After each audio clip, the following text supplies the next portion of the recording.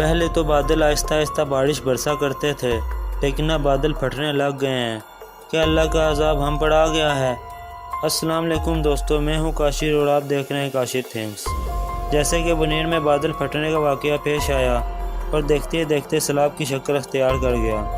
ایسا سیلاب جو آج سے پہلے کبھی نہ آیا ہو، جس میں نہ صرف پانی بلکہ پانی کے ساتھ اتنے بڑے بڑے پتھر جو کہ دیکھنے میں ایسے معلوم ہوتا ہے جیسے پانی میں فوم تیر رہا ہو۔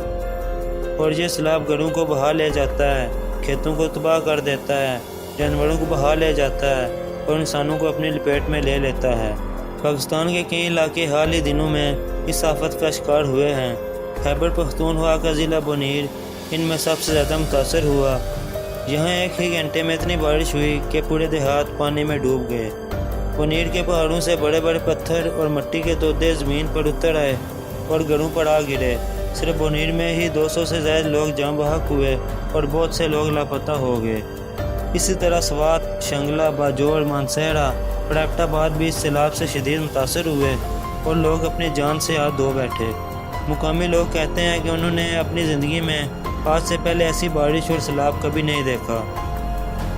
اب سوال یہ ہے کہ بادل پھٹتے کیوں ہیں؟ سائنس کہتی ہے کہ جب بادل میں بہت زیادہ نمی جمع ہو جاتی ہے اور اچانک وہ برداشت نہیں کر پاتے تو ایک دم سے پھٹ جاتے ہیں۔